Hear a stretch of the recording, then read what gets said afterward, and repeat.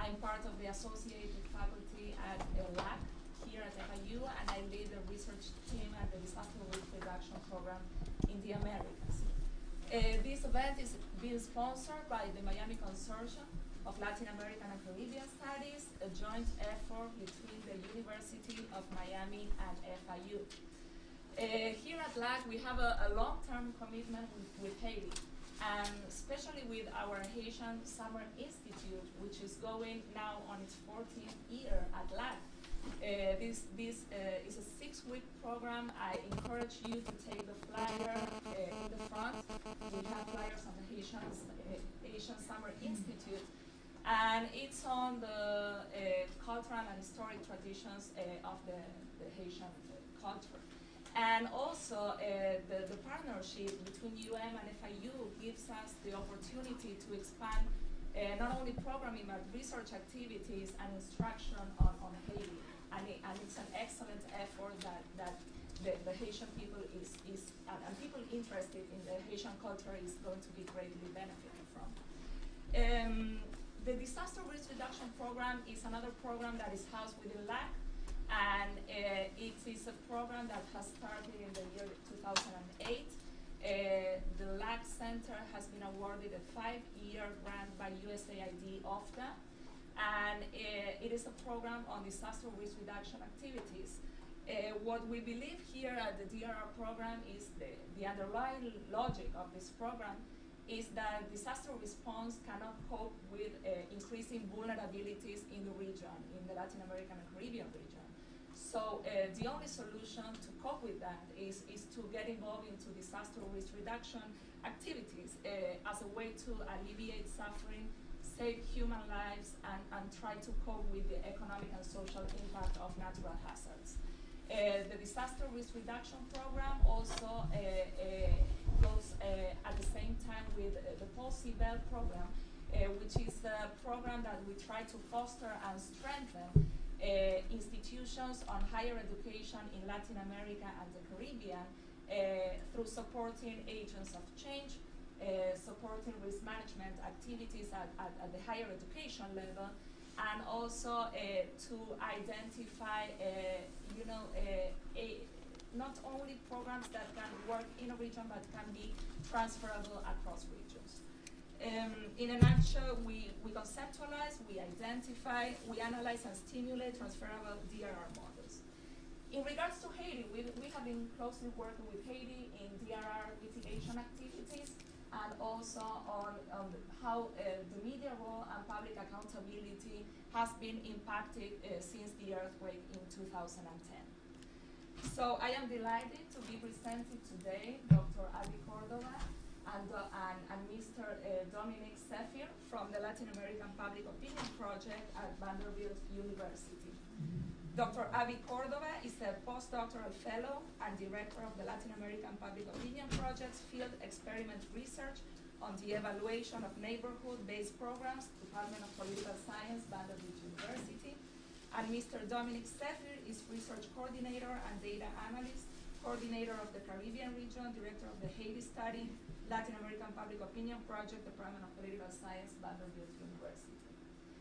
Well, as many of us know, LAPOP is the leader in the development, implementation, and analysis of public opinion surveys since the 70s. LAPOP has worked on gathering a huge amount of databases on political perspectives from Latin America. Led by Professor Michel Seligson, LAPOP founder and director, Centennial Professor of Political Science and Professor of Sociology. And today, LAPOP carries out regularly public opinion surveys in nearly every country in Latin America, Canada, United States, and the Caribbean.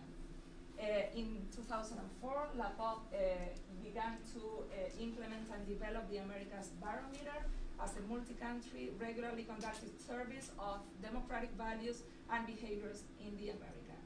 So let me just say that the Americas Barometer is the most expansive regional survey project in the Western Hemisphere. Today, as I said, Dr. Cordova and Mr. Zephyr are presenting Haiti in Distress, the impact of the 2010 earthquake on citizens' lives and perceptions. Their research will focus on how the Asian earthquake has changed social and political life in Haiti, exploring the impacts of the earthquake on democratic governance, citizen values, and behavior. Some of the topics that they will deal with is the impact of the earthquake of crime and insecurity, social capital, support for democracy, and the legitimacy of democratic institutions. So with no further ado, please join me in welcoming Dr. Cordova and Mr. Zephyr from the Latin American side of the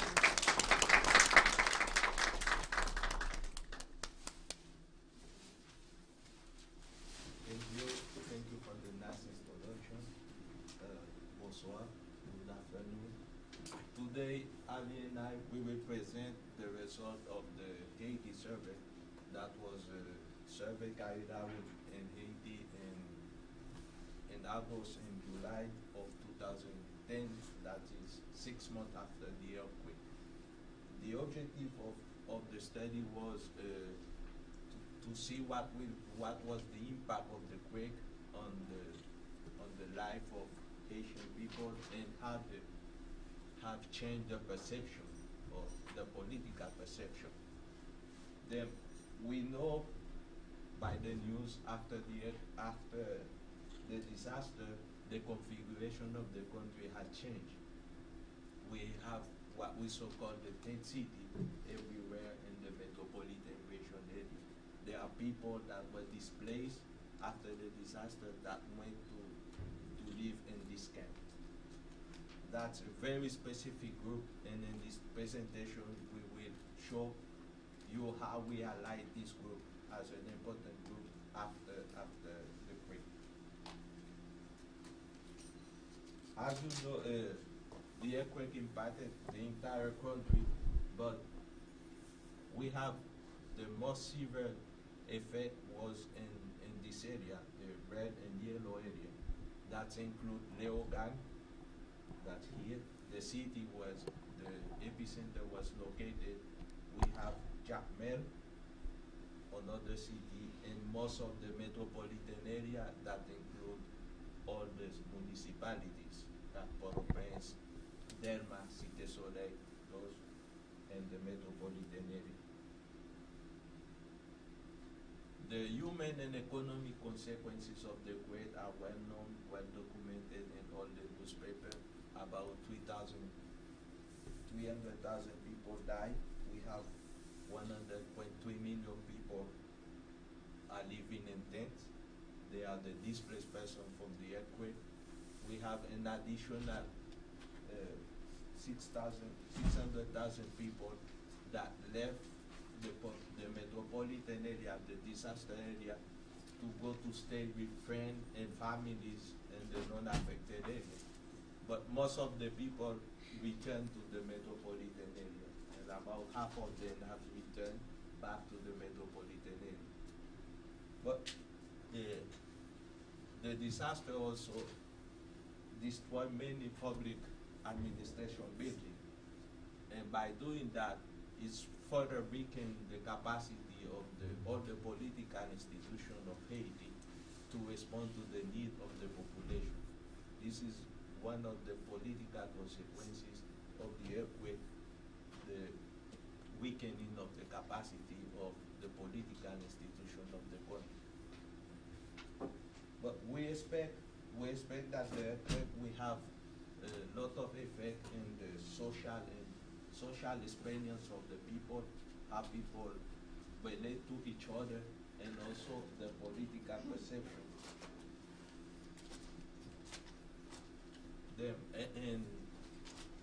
In the study that we did, out of the result of the survey, we tried to investigate the way in which the quake had changed social and political life in Haiti.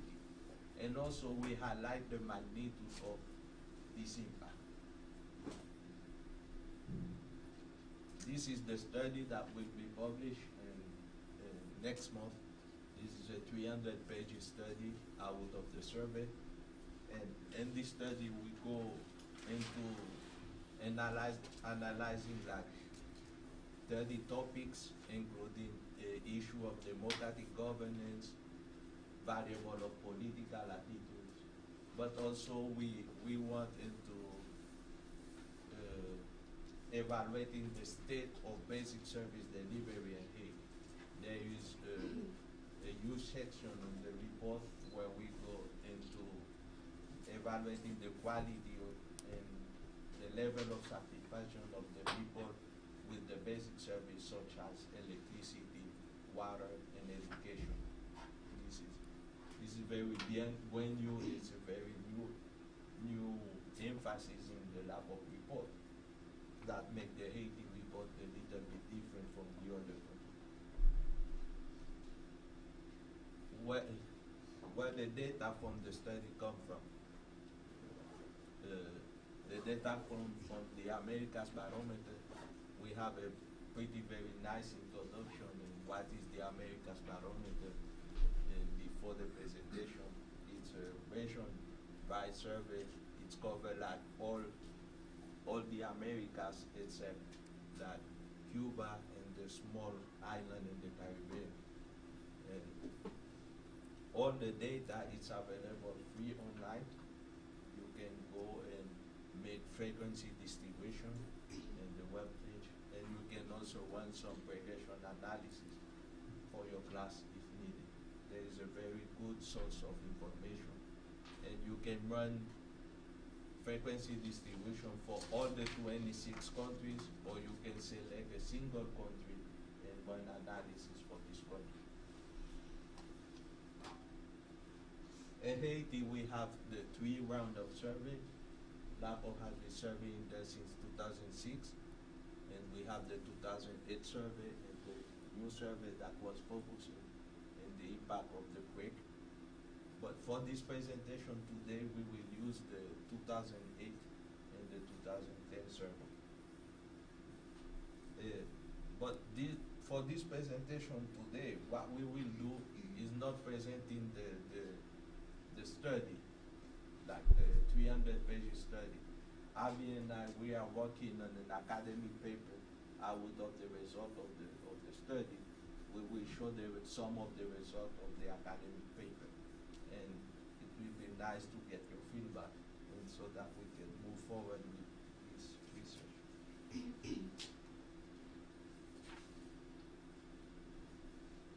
For the survey, I was in charge of crafting the questionnaire. We actually included some specific question, specialized item to capture the impact of the earthquake. And we ask people things about to what extent the extent of the damage that the house suffered from the quake. We ask who you were living before the earthquake. All the interview were carried out in Creole, so that everybody can respond. You know the language barrier in Haiti between French and Creole. We do in Creole so that everybody can respond to the questions. And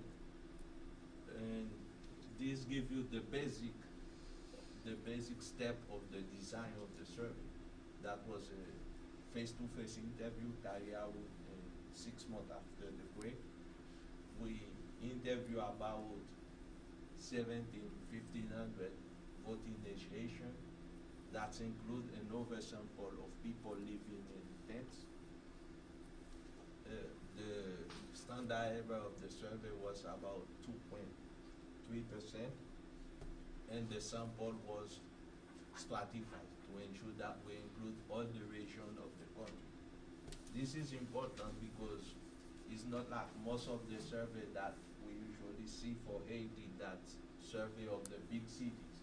They usually take the 12 big cities and they run a survey. This is truly a national sample where we interview people in the cities, it's called ville, in the section communal, and the rural area in Haiti. We cover all the regions, and we have 41 people interview in the urban area and 59 people interview in the section communal. This is a photo of an interview, an actual interview in Haiti. I went there and something wrong, excuse me.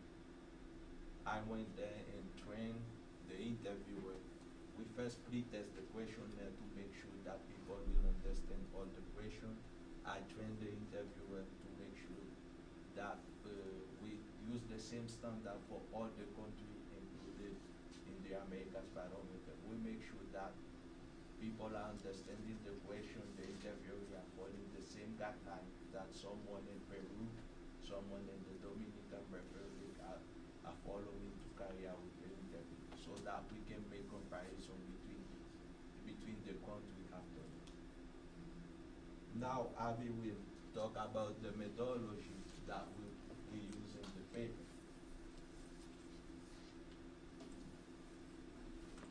Thank you very much for the invitation. It's truly a pleasure to be here and get to know the FIU campus, so thank you very much.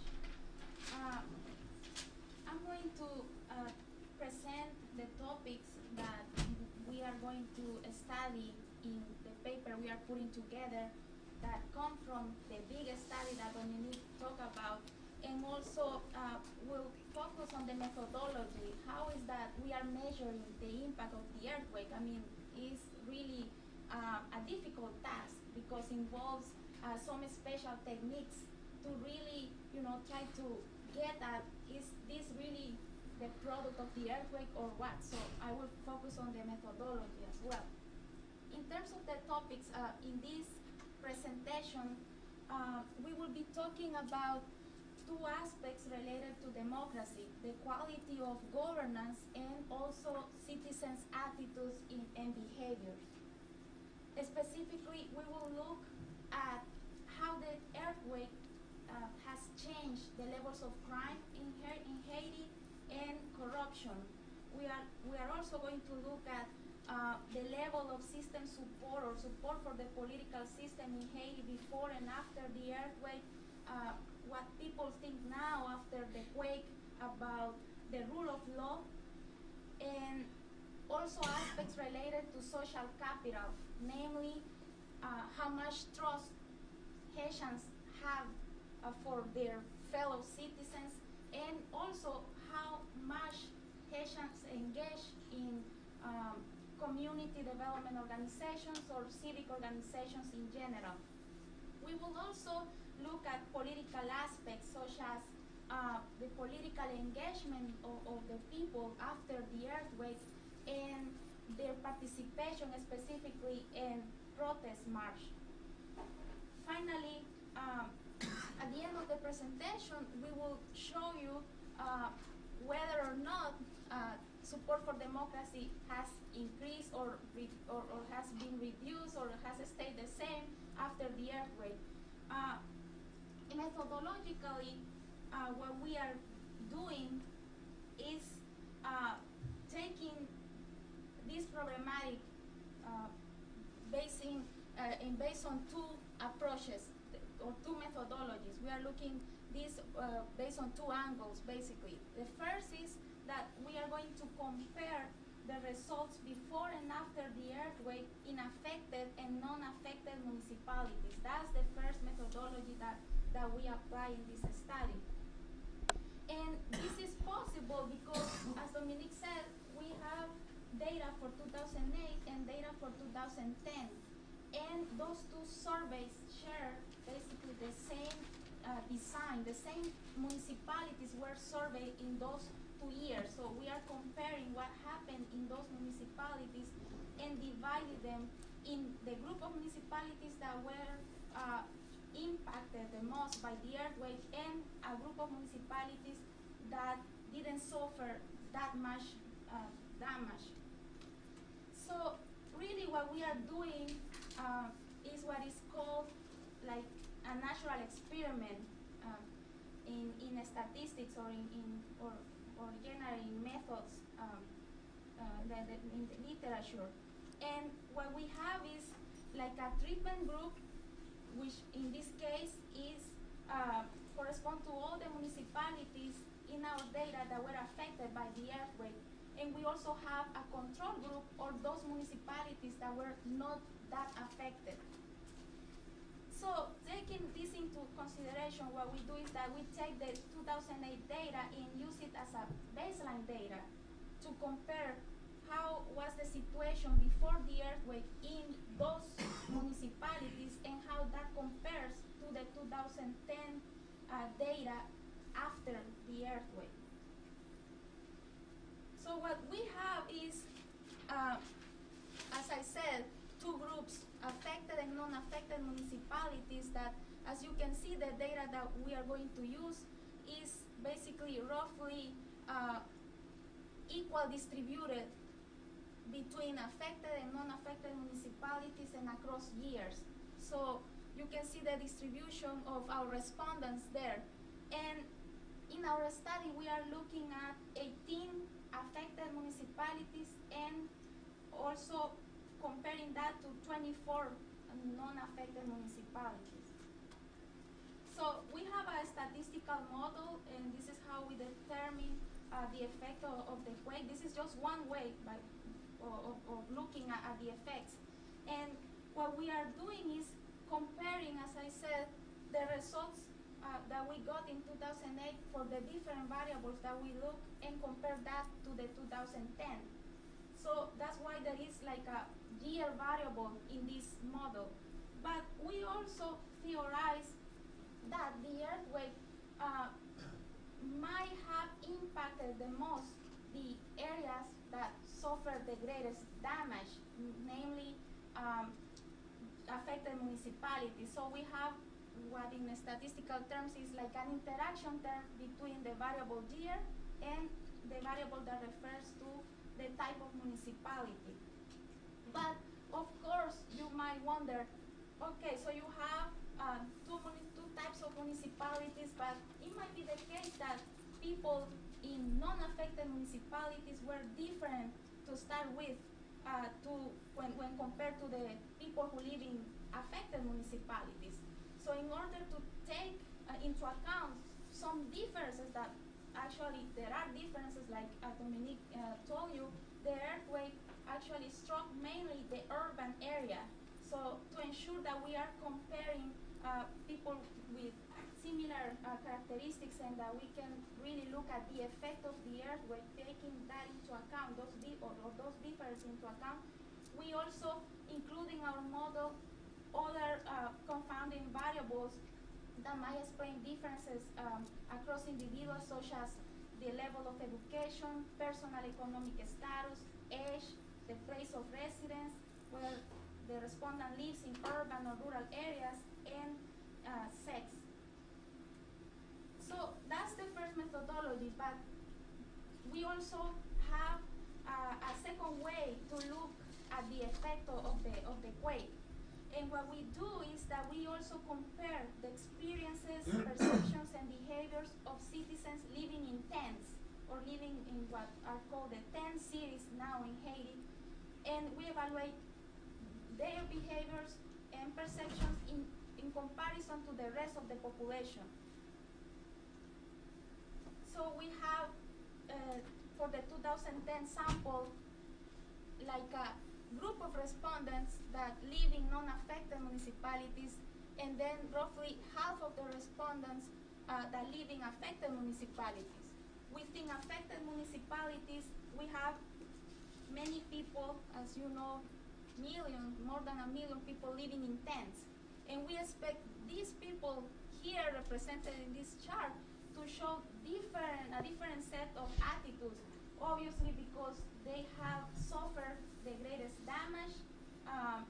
They have to move to new neighborhoods, in this case, unfortunately, tents, and they are living really under the poorest conditions in Haiti. So for this, we have also a statistical model that looks at the characteristics of citizens living in tents. And also, as I said, we account for other factors that might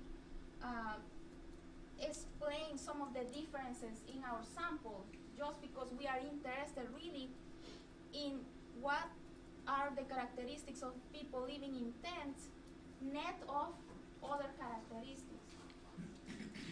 So let me start showing you the results for crime victimization.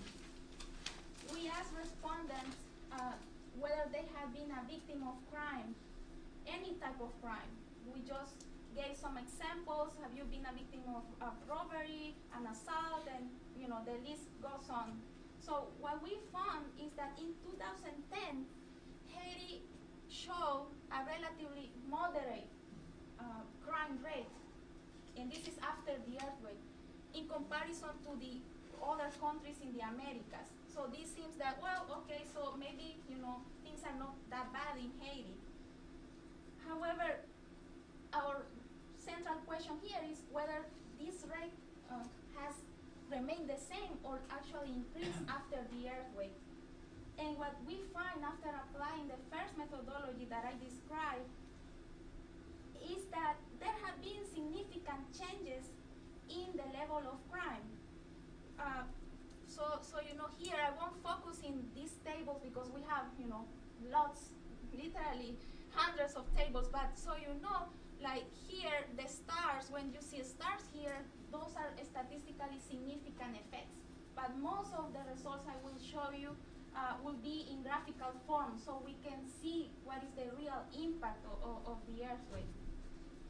So, but what we do is to compute the change or variation in crime rates, comparing the 2008 results to the 2010 results after the quake in affected and non-affected municipalities.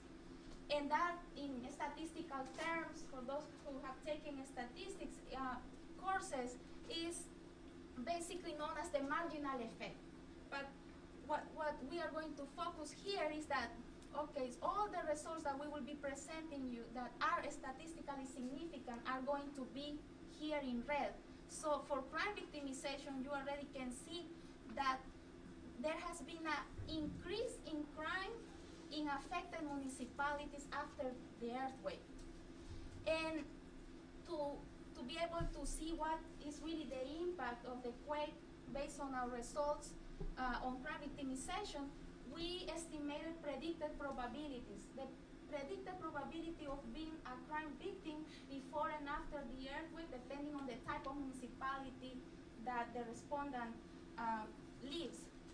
And so here you can really see clear after looking at all those tables, what we are talking about here is that all things being equal, about 20% of individuals living in affected municipalities reported to have been a victim of crime in 2010, and you can see that this almost double of the crime rate that we saw in 2008. So there has been a big jump in crime victimization.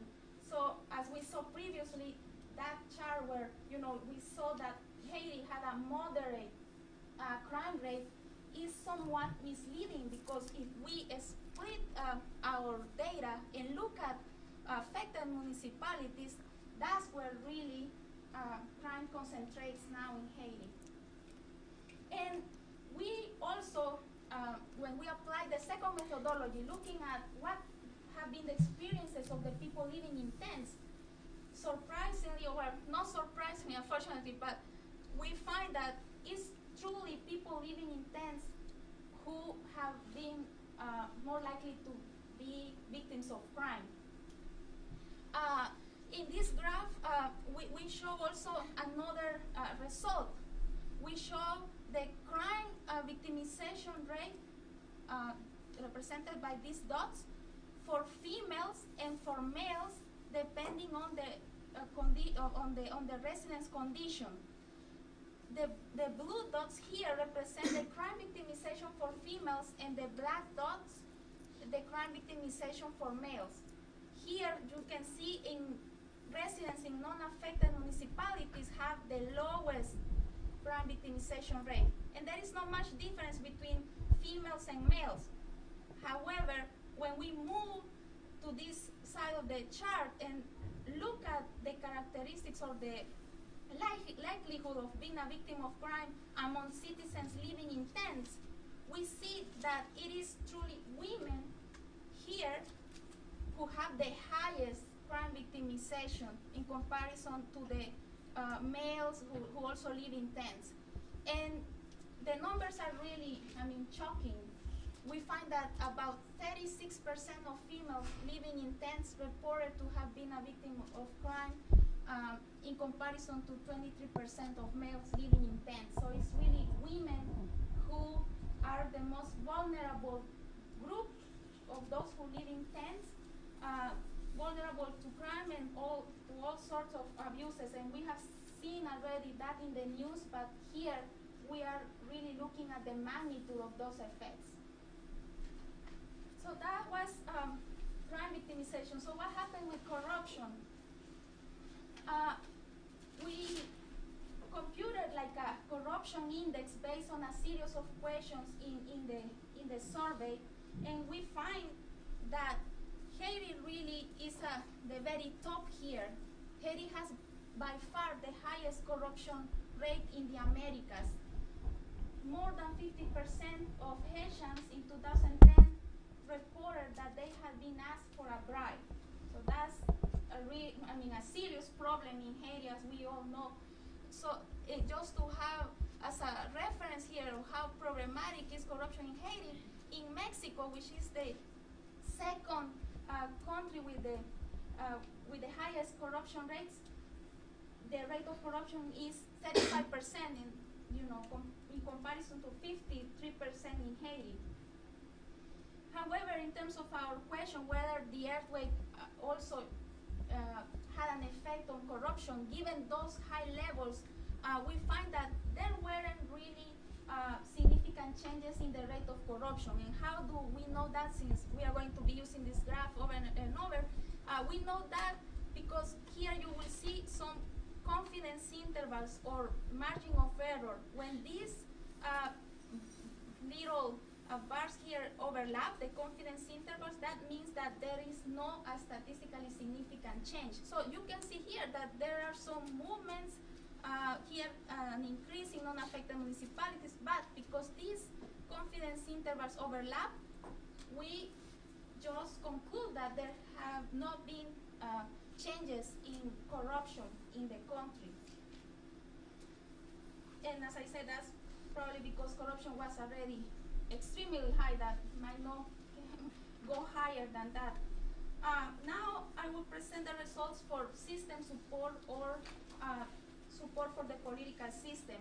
And the way that we measure that is based on a standard way that LAPOP uses for measuring political support, which is based on 5 items in the survey that tap into citizens' confidence in the justice system, as well as support in general for political institutions.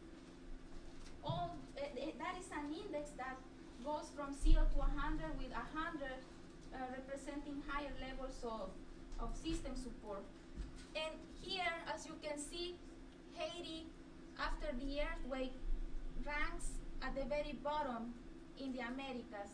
Haitians have the lowest level of support for the political system in 2010. Once again, our question is whether the earthquake had some consequences for the level of system support in the country, and we find statistically significant effects.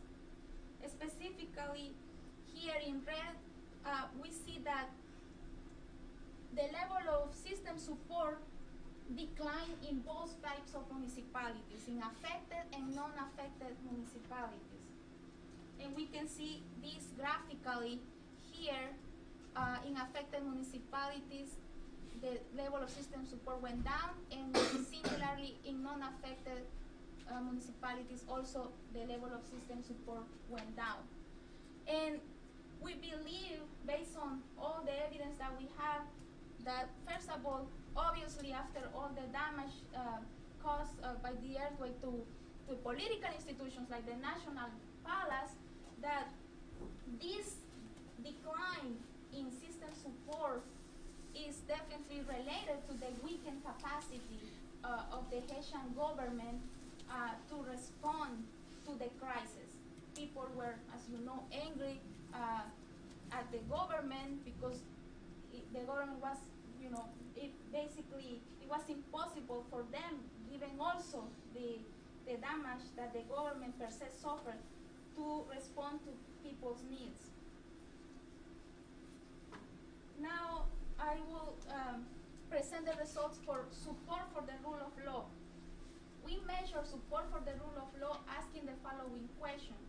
In order to catch criminals, do you believe that the authorities should always abide by the law, or that occasionally they can cross the line?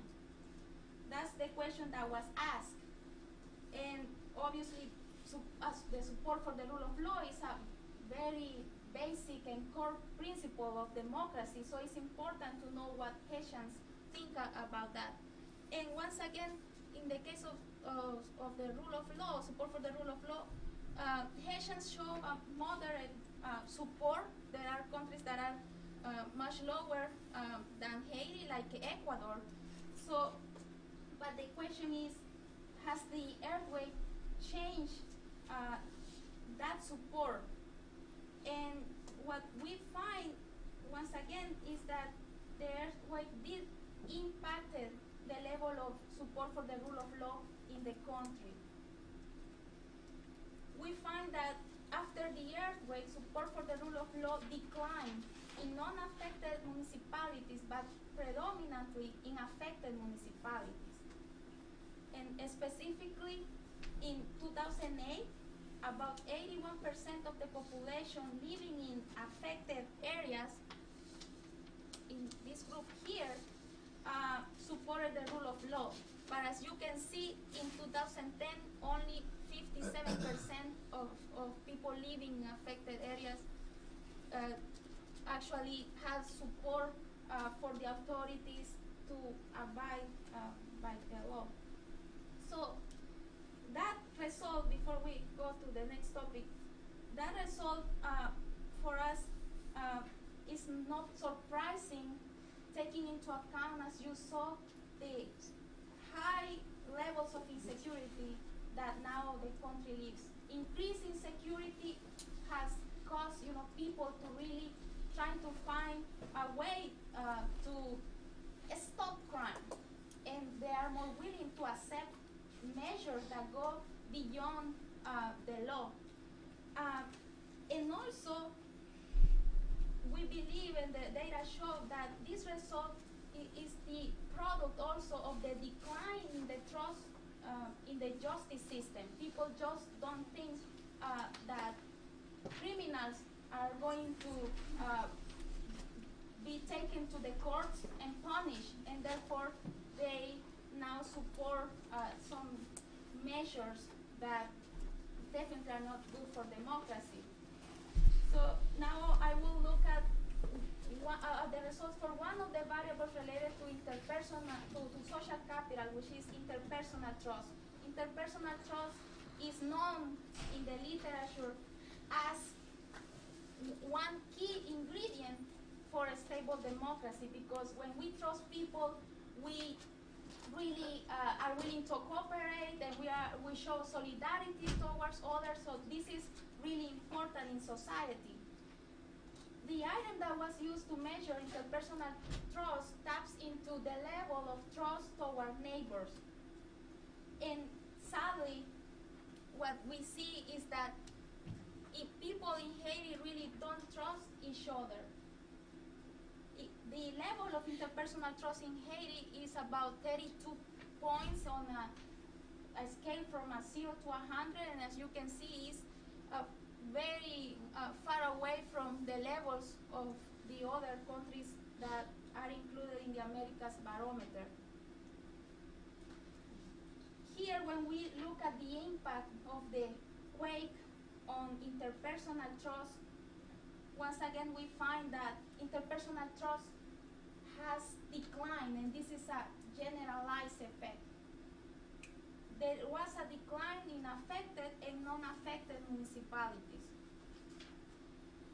You can see that here in non-affected municipalities, a decline from 2008 to 2010 by about 9 points, and a similar trend in affected municipalities.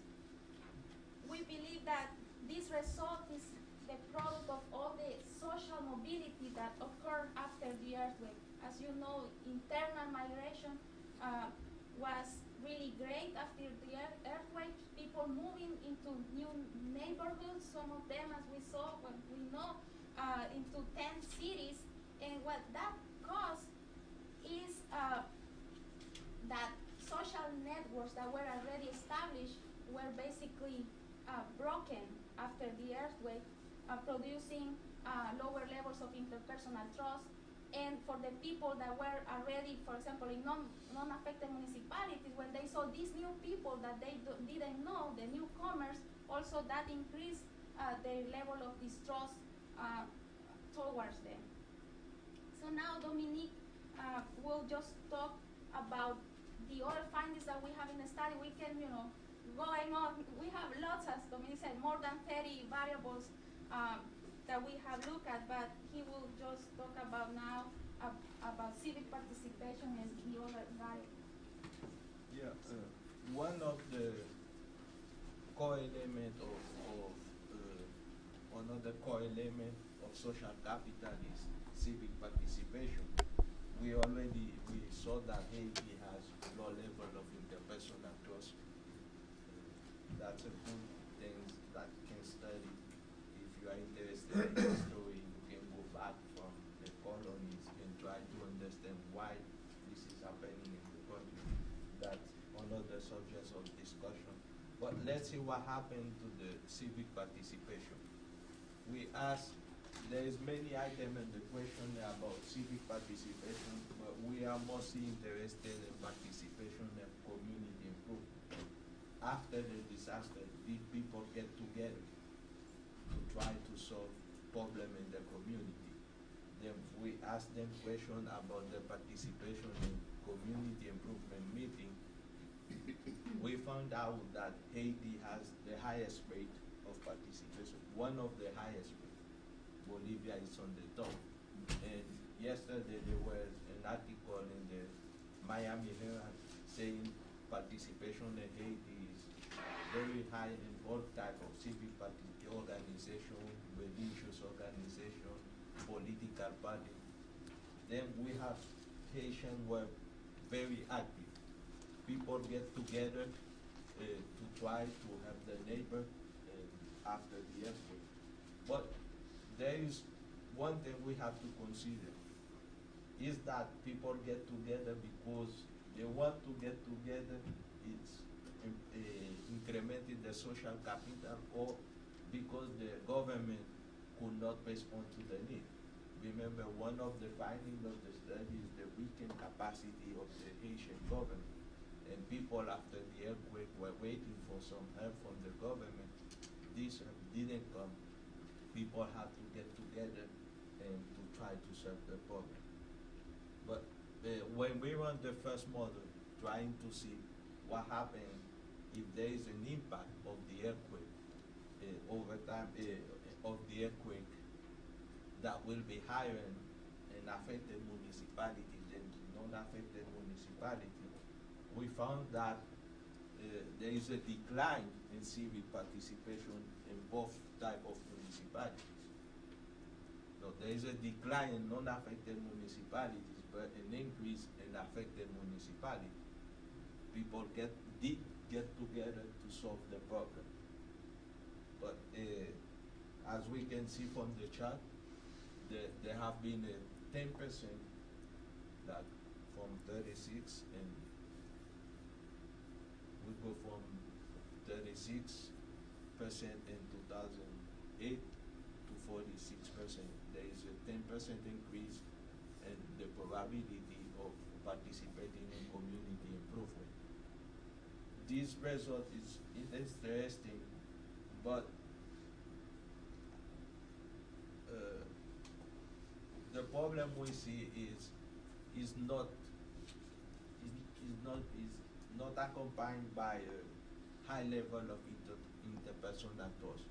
That will be a good thing for the country if after the disaster people are getting together to solve the problem. But since interpersonal trust is even lower, effective collaboration and teamwork between the people are more difficult also. We are asking how can we potentiate that so that people can actually still working together and generate some interpersonal thing. The idea of people getting together is a good thing that will be a good news for any development agency, because you can actually work with the people because they are willing to work together. But will they be doing effective work when the level of interpersonal growth are so low? This is one question that we have to ask us. Then we go into participation in protest, and the literature is considered as a legitimate way to participate in politics. People go out and demonstrate if they're not in agreement with any issue from the government. We ask people whether they participate or not in demonstration and protest march. When we see Haitian as the highest rate of protest participation. This is 6 months before the earthquake. We're talking about July and August is not part of the demonstration we have afterward during the electoral crisis, or we still having right now during the electoral crisis. This is the 6 months after the earthquake. Haiti has the highest level. But when we want the model to see if there is an effect, major effect and affected them, non-affected, we found that the quake didn't have any impact on the rate of participation. You can see, as Abby mentioned, we have the overlapping of the confidence interval. That means for the sample that we have, we don't have significant result to show there is an increase or decrease of the rate of participation. But we go to the second methodology and see if there is any difference between the subgroups. People that are living in affected municipalities, but that are living in tents, or are still living at home or in home, because they're not probably their home, they can be staying also with neighbor and friends. When we consider if there is difference between the subgroup, we find that individual living in tent has emerged as an important political group. They are showing the highest rate of protest participation. If you were following the information about the electoral crisis, when we have the electoral crisis, those people living in that one, the people on the street protesting. But we have a group that can be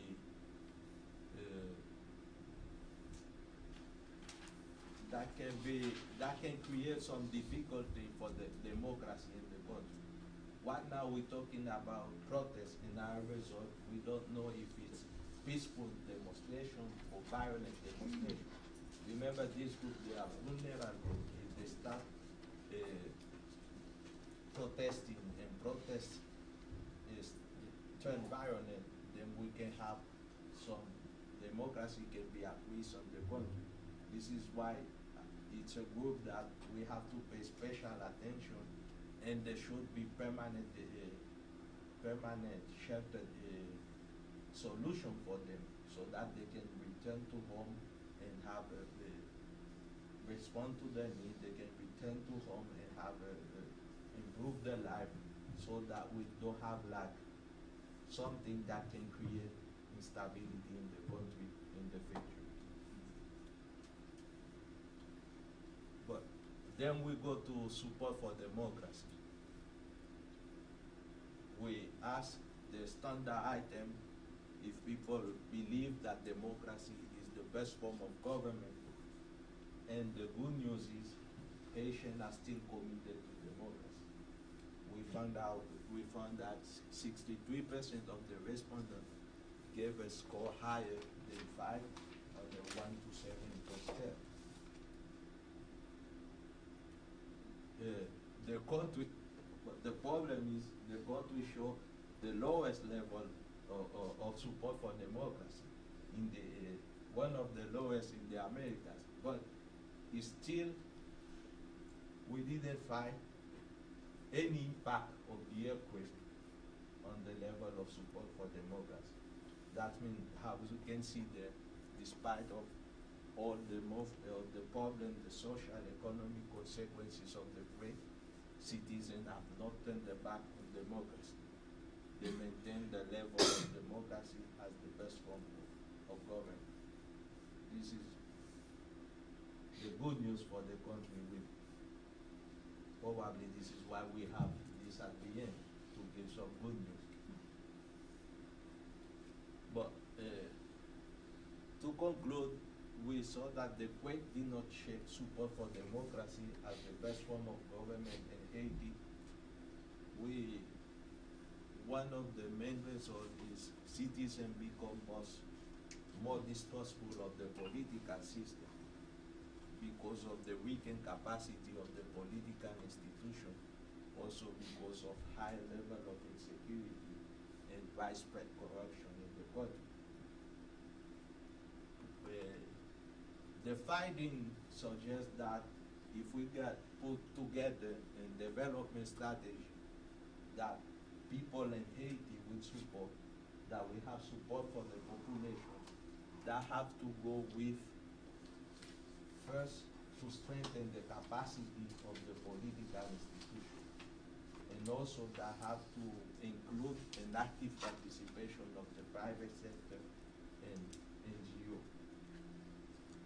Even if the Haitian government has a low capacity, is not able, but that's the only institution that the country have that will stay in the country. Then we have to work. There should be some work with the government to strengthen their capacity so that they can respond to any future disaster in the country, or to respond to the needs of the people also of the country. Thank you. Now we will take questions.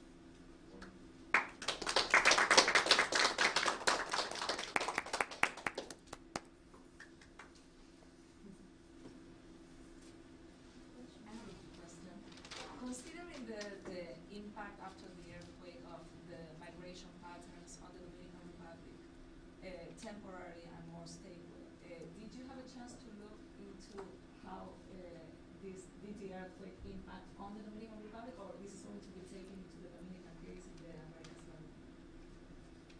Dominique is the expert in the questionnaire. He knows all that is. Yeah.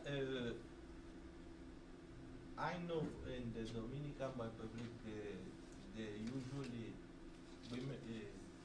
first let me say, for each country we have the survey, we also have a report, a study, based on the result of the survey that is available online. Some of the topics, like if you want to see corruption in Haiti, you can go to the report and you will have detailed information about corruption in Haiti. And there is some standard item topic in all of the questions, but there is also issue related country. And this issue of migration of Haitian to the Dominican Republic is one of the topics that is included in all of the report. Right, I was wondering if it was going to be part of this study, or do you just only look? No, they have, in the Dominican Republic, they have questions about that. Right. I And suppose that maybe in this data you were looking also to that patterns of migration. We didn't look at that point, but we have a friend of us that works specifically on attitudes toward immigrants in Dominican Republic, and looking at what Dominican think about Haitians, and I guess in the 2010 report for Dominican Republic. Why I remember, I read the chapter, but I remember most, I didn't take it, in my mind when I was reading it, I didn't consider that way. that's the consequences of the quake in Haiti. But what the focus is what we heard on the news, like about Dominican not saying they should legalize Haitian, but when you actually ask the survey, they have higher level of support for that than what is actually on the news and the political discourse of the people. It seems something that is growing, that acceptation of the Haitian, so that they should have. I don't know if you know about the problem between the Dominican, but the Haitian living in the Dominican Republic is an issue. If a Haitian is born in the Dominican Republic, he will not become automatically Dominican. Like it's blood related. You have to have Dominican blood to have a passport and ID of Dominican, but not like the U.S. You are born here, you are a U.S. citizen. But there it's blood related. You have to, your father, one of your father, I don't remember it, but one of your father has to be Dominican to have an ID. I was just curious if you include that topic into this. Thank you very much. Yes. Yeah. No, go ahead. Okay. I just want to know if any questions were asked about the presence of the U.S. military in Haiti. Like how do Haitians feel about them being there and why they're there? Why do they think they're there? Yeah, actually, that was the first topic that we looked at in the study that is going to be published, and the result is that Haitians really were very confident in the job of foreign governments and also in the foreign presence of foreign armies or military personnel in the country. So at the very lowest level of the very lowest level in that scale of the different institutions, the trust, it was the local government and local political institutions, but they definitely appreciate the foreign aid and the presence of military troops. We didn't ask about the U.S. specifically, but in general, since also the UN, has.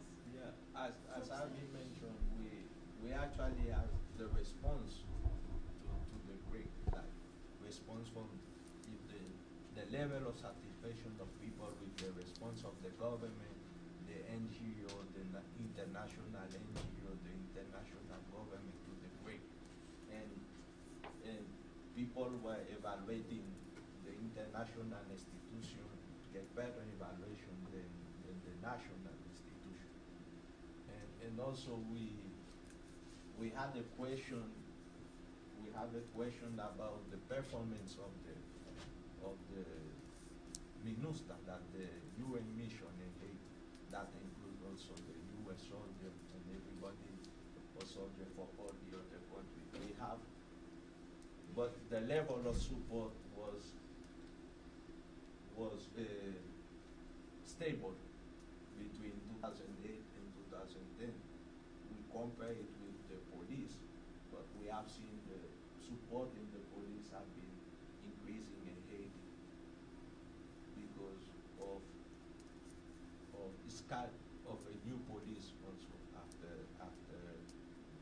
Preval took power. Is a new force, and people still to trust this new force better than in 2006, but it's kind of stable between 2008 and 2010. That's the question, that the result we have on this topic. Yeah, my question is just about, still considering your survey the more social aspect, demographically speaking, when comparing those two different areas, let's say affected and not affected areas. Yeah, one of the things we know for sure, an affected area, if I can have in the map, you can see we have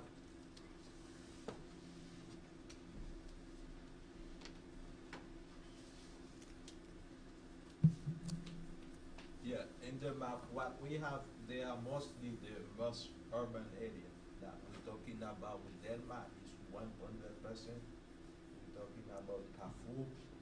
We're talking about Petroville. These in Port-au-Prince, they were 100. We know Haiti is still a very rural area country with most of the people. That's the biggest difference we see between the municipality affected and non-affected municipality.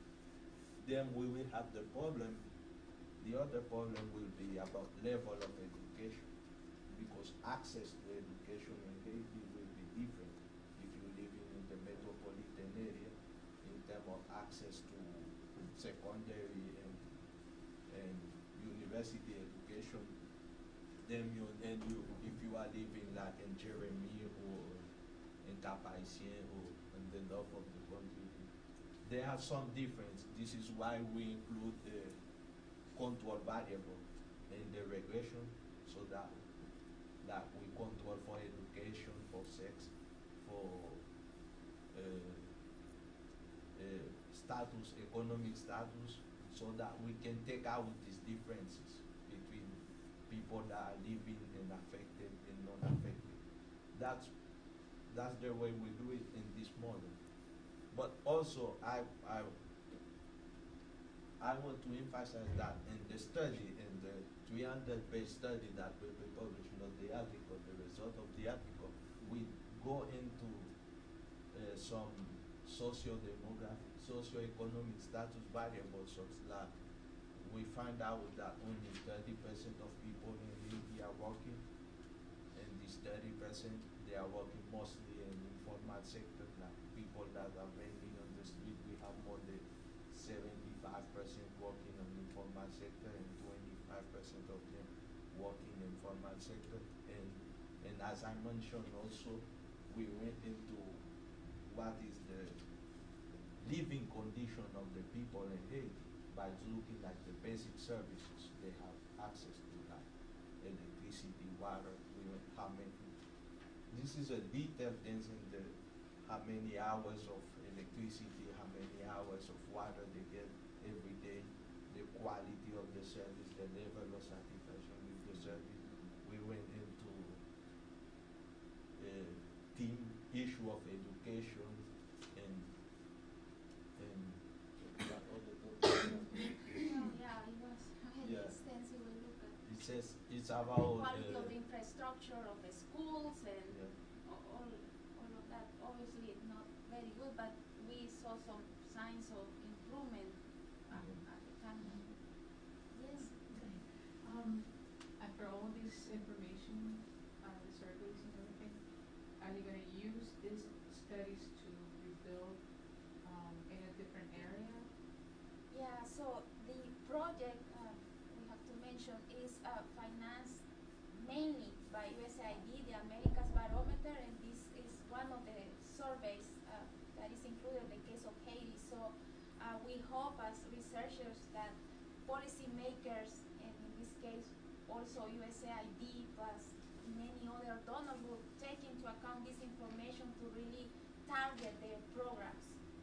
Since we have so detailed information, for example, I'm particularly concerned about women living in tents. That's a real big problem. So this study, that would be one of the policy recommendations, that females have to be protected and cannot stay, in those conditions. Why is it taking so long to rebuild?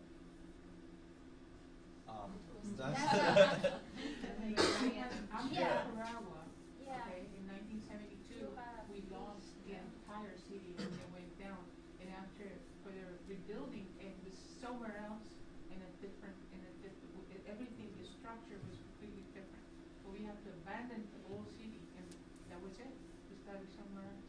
But now it didn't take that long. Okay, there is two ways I can answer this. There's a political answer and there is a practical answer. The political answer is we don't know if Preval, the current government, is interested in rebuilding. We don't see, when you follow the news of Haiti, you don't see any discussion about how they can rebuild. Nobody is asking, are we going to rebuild in Port-au-Prince? Are we going to another place? You don't listen to information. You talk to the international, and I guess this is because people were busy for the first response after the earthquake. But the cholera epidemic also has deviated attention of the rebuilding. This isn't the political. I don't see the discussion going on yet at the. We didn't have any diseases spreading after the Yeah. earthquake in my country, and Yes. I wonder where all these people that donated money and gave money to Haiti, where did the money go? And Yeah, who yeah, has the and money? also, let me add, there is a practical issue there, because we don't have a functioning government, because the electoral crisis that we have is not about only a discussion who will be the president. We don't have a working Congress. The Congress cannot get together because they have to wait for the new members in order to have quorum and to pass the law. We don't have the Congress are not working. They're not doing anything. But in order to rebuilding, they need new law to decide where they can get the land to rebuild.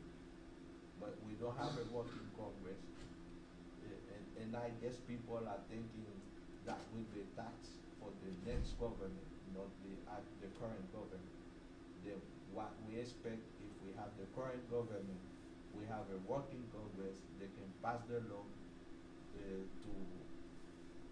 decide how much they will pay people for the land, so that they can have land to rebuild. Do you know where is the money physically? Who has the money that everybody gave to rebuild Haiti? Okay, there is a website. I'm sorry? There is a website from the government in Haiti. You can go there and see. Actually, not everybody get the money. This is the problem. When in the news we're thinking that the money is in Haiti. It's a pledge. People will give the money, but they didn't give it in yet. The U.S. gave a lot of money for first response after the earthquake, but they didn't give. They started to give money for some of the rebuilding. The Haitian government has to show the project to the international community in order for them to give them, to Yeah. actually give them the money. There is a pledge, it's not actual money in the hands of So the it's government. actually, it's more like a political problem that is interfering with the Yes. building. Yes, if we have a government, a functioning government, all the institutions are functioning, we can have a plan and go and say, we want to rebuild, this is where we're gonna rebuild the And city, then they will give the money. As you saw, the levels of corruption are that high that obviously, even if a government is willing to give the money to Haiti, I mean, how can you give it to a government that, is Actually, not like, to in have. the way, when you have so much corruption, the way it should be done by organizations that go there and do the construction themselves, not let the Haitians do it. That's Yeah. actually the way. And it is very interesting, this discussion, because, we all support democracy, but when you have like a failed state and you want, somebody else basically in charge, but they are the institutions who should be in charge by law. So, you have all this discussion going And on. also, Oh, sorry, no, I don't, not to I have a completely separate question, so you should okay. finish The case of Haiti is really interesting. It's really interesting, and I know there's people looking at it as a case where we have a failure of the international cooperation, because Haiti, they started after when Aristide was in power on not giving government, money to the government. The thing we're talking because of corruption, not giving money to the government, that started like in 2001. The international community decided not to give money to the government for the project, but to send NGO, international NGO, to do the project in Haiti. But Haiti is the country with more NGO than square feet in the country. Everybody are doing their own thing. Let's say you get 100 NGO, they all go and build school. And they were in the country for 3 or 4 years and they left. Who will manage this school? You cannot say the government of Haiti should be responsible for this school. You didn't build the capacity to take charge of the school. This is the big problem, what we do. There is corruption. We have a weak government, failed government with no structure, with no strong political institution. But will we abandon the government and go NGO or privately? Or should we build the government, because that's the only institution that will remain of the country, so that afterward they can know how to handle the school. When the NGO are gone, they will give the school to the government, and the government doesn't have enough teacher, doesn't have capacity to manage all of this. That is a very interesting case. And how to, with the money, with all the willing that have, has a development strategy that can take into account both strengthen the government and private initiative. That's an interesting case, the case of Haiti for international relations. There are two questions. Just have a question, a little bit more of clarification in terms of the numbers that you're using.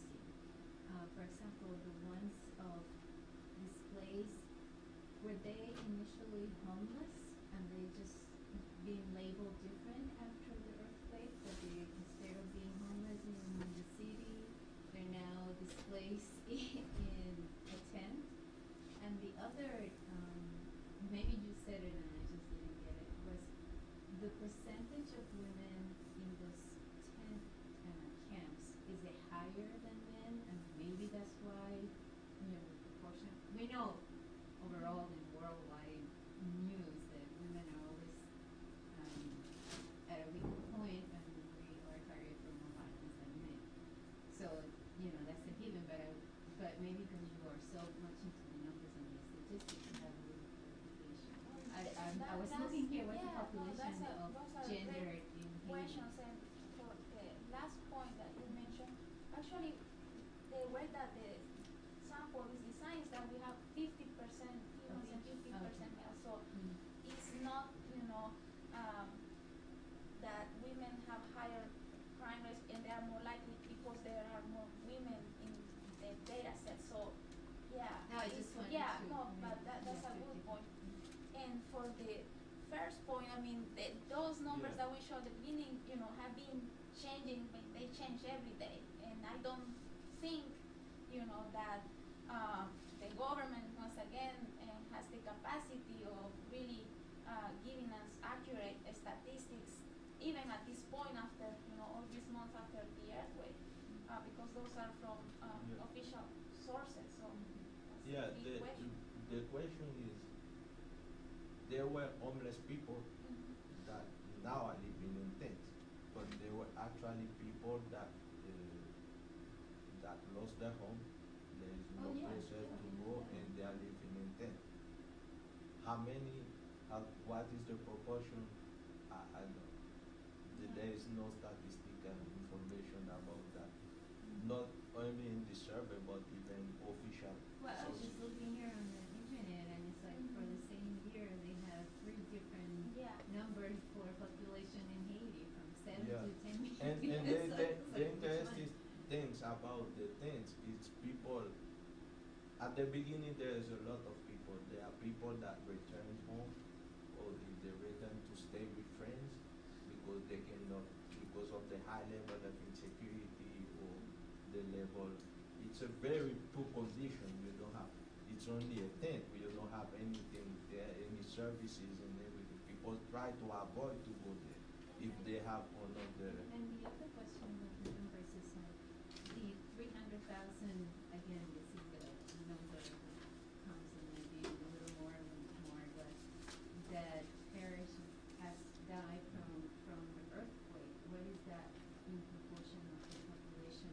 where that was affected? Is it that?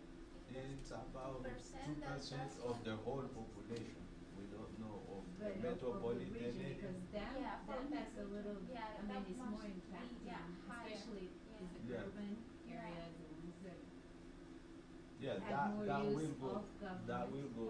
Oh, Oh, yeah, I remember Port-au-Prince had like 1.5 million people.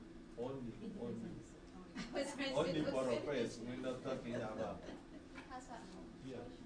Yeah, for the analysis that you're doing for your paper, most of it sort of hinges on differences between affected and non-affected areas. So since that's really the crucial thing you're measuring, I'm wondering if you tried the same analysis with different ways of measuring what is an affected area and what is a non-affected area to see whether your findings are robust across different measures. And I can think of two ways that you might do that. One is to have more, not just a dummy variable, but more than one category of affected, non-affected, in the same way that you had affected area but living in a tent, you could have non-affected area but saw household grow because they took in displaced persons, or on a completely different sort of methodological train, simply you use a continuous variable for how many kilometers from the epicenter of the quake were you located. So you have some very strong findings ready, but if you could show, listen, no matter how we measure affected versus non-affected areas, these findings still hold, you'd have an even more convincing argument. Yeah, so, yeah, thank you, that's very That's it. useful. Well, we, classify municipalities into affected, non-affected, first of all, based on official sources, but yeah, that might have some bias, but we also validated the results looking at one of the variables in the survey that Dominique mentioned about the extent of damage.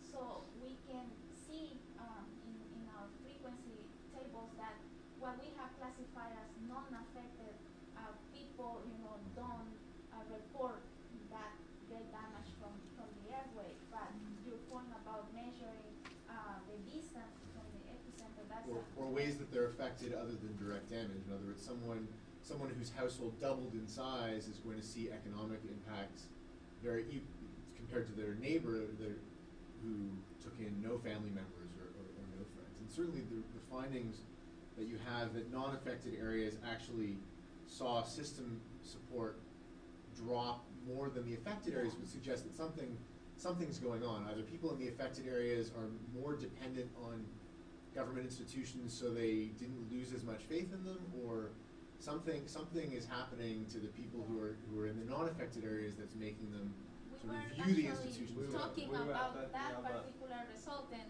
Dominique, who has been, traveling to Haiti several times already before and after the earthquake, he can. Yeah, the problem we a have is, hypothesis. but Haitian will say there is two countries. There is the Republic of Port-au-Prince and there is another country. Everything was located in Port-au-Prince. All the government is centralized in Port-au-Prince. This is what is the biggest hit the country can take. I'm not saying you cannot actually take a disaster and say it would be better for the country if it was in the north and the south, but you cannot say that. But what is because it's in the center So of after the the economic earthquake- center of the country. That means all the response of the government because of its institution was concentrated in this area. So the But- capacity was low, and Yeah. there was not that much presence of the government One- anywhere, one- but the one- government moved to the little Yeah. help that they could give to the. Yeah, one example of affected that is municipalities. like the government stopped giving to the local government, to other municipalities, their portion of the budget because the government needed the budget to spend in this area. Is that they concentrate their effort in the affected area, and them in the other area, people were saying, we don't have government. If we get something that is because there is NGO or international institution working in this area, but not So in any a way, government I help. think that maybe the definition of being affected, because even all of us, I mean, the whole world was affected by Yeah. it. And Yeah. maybe it's defining, like, it seems that it's just like infrastructure, that, you know, a piece of the roof fell down, because Yes. everybody was affected. Yeah, I think the label not Yeah, affected we're is talking, not. we're talking about housing damage. If you Yeah. ask one Haitian, is 3,000 other people died. If you have Everybody any has Haitian, then relatives, you you are know, that relative died. that. Oh. Yeah. But it's like the extent of housing damage was more concentrated in this area. And again, the existing vulnerabilities, right? Because if not comparing with other disasters, but if you know Haiti would have had enforcing codes and building structures that had a good oversight, the impact could have been much And less. we know, I mean, already that this is not that natural disasters are random that affect all countries. They affect poor countries in amazing, I mean, disproportionately. That's just the sadness of you know what we are seeing. It's not really nature, you know, what caused this damage. I mean, it will cause damage, but the cost, I mean, the human cost wouldn't be as, you know. I'm a little confused. When you survey all those countries where floods, are they related to earthquake or just regular normal situation? Just regular situation. So the survey is carried out in all the countries about the same time in a given year. So most surveys At the took beginning place in January, February, and March, last year. the first. Yeah, the first quarter of the year. So at the same time we And were the conducting topic all are, the the surveys. topic are always that the state of democracy in the country, that more we see things about that mostly political culture of the country. This is like the topic of the survey.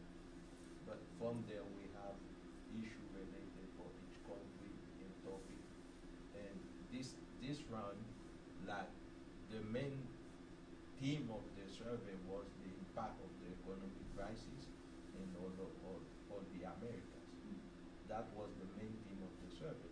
But that was the survey we were going to do in Haiti. I was about to go to Haiti when this happened. But then we changed the focus of the effort. We said, since we have 2,000 data, that is the best now. We have data then to be able to measure the impact of the effort. When it is expected to be published online? I say We have next the- month, but next it month. can be next we are week just, or. you know, it's ready, it's there. It's It's just ready. that we have to, you know, first give it to USAID